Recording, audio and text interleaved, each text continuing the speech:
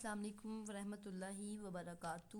تو میری آج کی ویڈیو جو ہے وہ بھی ایک انفارمیٹیو ویڈیو ہے، لیکن جو آج کا میرے ذہن میں جو سوال آیا ہے نا، مجھے نہیں لگتا وہ کسی زیادہ لوگوں کے ذہن میں سوال آتا ہوگا، لیکن میرے ذہن میں سوال آ گیا، مجھے اس کے بارے میں ویڈیو بنانی ہی تھی۔ تو میرے ذہن میں یہ سوال آیا کہ آخر مور کی جو دم ہے، مور کی جو پر ہیں، وہ اتنے خوبصورت کیوں ہوتے ہیں؟ اس کی دم باقی پرندوں کی کیوں نہیں ہوتی؟ تو میرے ذہن میں سوال آیا، تو میں نے سوچا کہ کیوں نہ اس پر ریسرچ کی جائے۔ تو میں نے اس پہ اتنی زیادہ ریسرچ کی اور اس نتیجے پر پہنچی، تو وہ میں نتیجہ آپ کو بھی بتا دیتی ہوں۔ تو یہ کچھ کہاوتیں جو ہیں وہ ہم مشہور ہوتی ہیں، ہم نے سنی ہوں گی، آپ لوگوں نے شاید نہ سنی کیونکہ یہ مغرور لوگوں نے سنی ہوتی ہے، ان پہ یہ لگتی ہیں۔ تو آئیے میں آپ کو بتاتی ہوں۔ تم تو مور کی طرح مغرور ہو، یا تمہیں مور جیسی خود نمائی کا شوق ہے۔ جیسے مور اپنی جو ہے خوبصورتی کو دکھاتا رہتا ہے، ایسے تمہیں بھی مور کی طرح خود نمائی کا شوق ہے۔ تو ایسے فقرے میں اکثر سننے کو ملتے ہیں۔ یہ تشبیہ اس لیے دی جاتی ہے کہ مور اپنے پروں کی خوبصورتی ظاہر کرنے کے لیے مختلف حرکتیں کرتا ہے۔ در حقیقت مور یہ سب کچھ مورنی کو اپنی طرف متوجہ کرنے کے لیے کرتا ہے، کیونکہ مورنی کے پر اتنے خوبصورت نہیں ہوتے۔ خوبصورت داغ دھبوں والے سبزی مائل پر مور کی دم کا حصہ نہیں ہوتے، بلکہ یہ اس کی کمر پر اگتے ہیں۔ نر مور یعنی مرد مور کا سینہ اور گردن دھانی سا سبزی مائل نیلگیوں ہوتے ہیں، یعنی نیلا نیلا سبزی مائل ہوتا ہے۔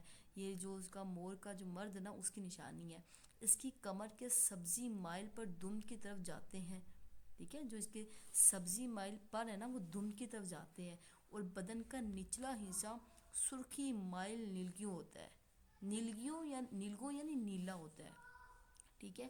مورنی سے قربت اور اس کا دل لبھانے کے لیے وہ اپنے پروں کو ایک برقیلے زرق برق پنکھے کی صورت میں پھیلا کر مورنی کے سامنے ٹہلتا ہے، یعنی وہ اس طرح جھنجھاڑتا ہے۔ آپ نے کبھی دیکھا ہوگا کہیں زو میں، یا ویسے کبھی مور سے سامنا ہوا ہو، تو وہ اس سے اپنے پروں کو جھنجھالتا ہے، اپنی دم کو ہلاتا ہے، اور اپنے سارے پروں کو پنکھے کی طرح سے نا بکھیر لیتا ہے۔ جیسے ہاتھ والا پنکھا نہیں ہوتا، ہم اس کو اس طرح کرتے ہیں وہ کھل جاتا ہے، تو اسی طرح وہ ہے نا، وہ اپنے پروں کو بکھیر لیتا ہے۔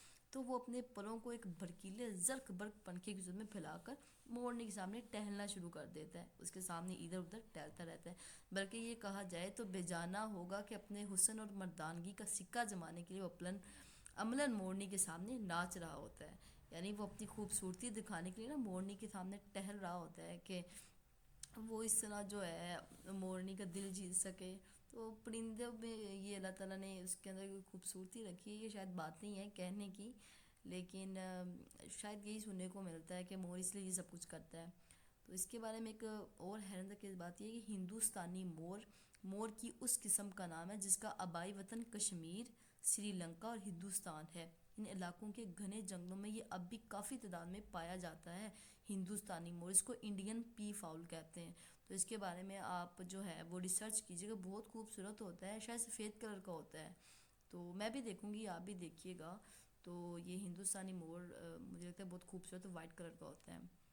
تو یہ تھی ہماری آج کی ویڈیو، لیکن مجھے لگتا نہیں کہ اتنی مفید معلومات آپ کو لگی ہو، لیکن دیکھیں یہ پرندوں کا بھی ایک طریقہ کار ہے۔ جیسے ہم نے اس سے پچھلی ویڈیو میں دیکھا تھا کہ وہ اپنی بولی جو ہے وہ اس طرح سمجھاتے ہیں، بول تو نہیں سکتے، ایک دوسرے کی بولی سمجھتے ہیں کہ اپنی حرکات سے سمجھاتے ہیں۔ تو یہ بھی مور کی ایک حرکت ہے، مورنی کو اپنی طرف بلانے کے لیے، اپنی طرف کھینچنے کے لیے۔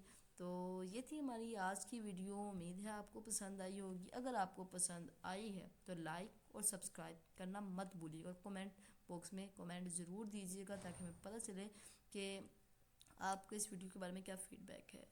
اللہ حافظ، ملیں گے اپنی نیکسٹ ویڈیو میں۔